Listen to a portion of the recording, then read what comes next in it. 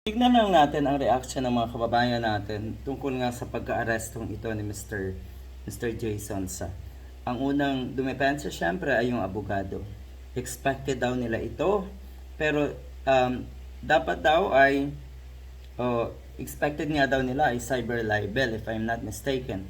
Pero ang kaso kasi ay unlawful publication against Mr. Jason Sa. Ano daw nangyari kay Mr. Jason Sa?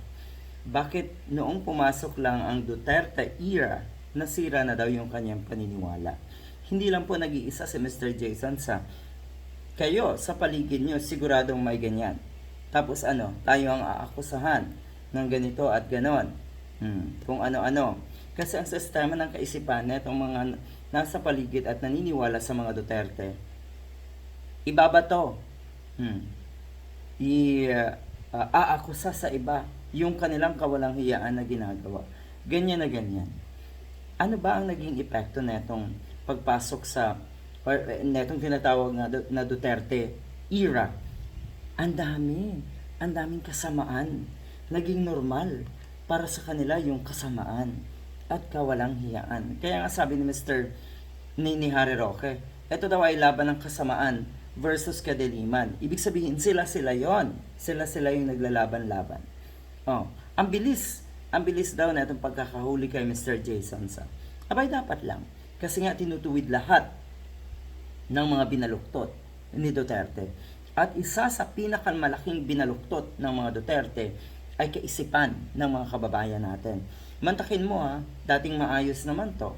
Respetadong journalist. Pero bakit nagkaroon ka ng ganitong klaseng kaso? Unlawful publication. Ibig sabihin, nawala na yung kaalaman mo, yung dunong mo bumagsak, yung utak mo napunta sa talampakan o kulong ka daw ngayon.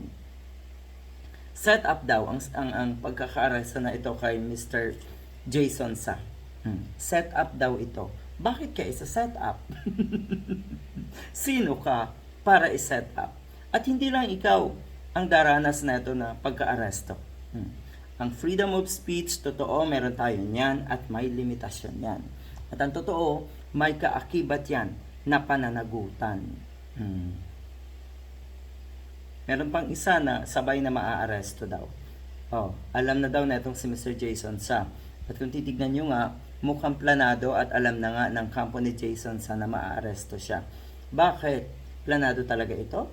Ibig sabihin, gumawa kayo ng kalokohan at parang okay lang sa inyo na maaresto?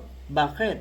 Kasi mas lalong magiging kahanga-hanga kayo sa mga DDS at baka sakali na makapwesto kayo sa Senado dahil ilang beses na kayong nakulong, ilang beses na kayong naaresto. Ganyan ang gusto niyong maging normal na kalakaran dito sa atin.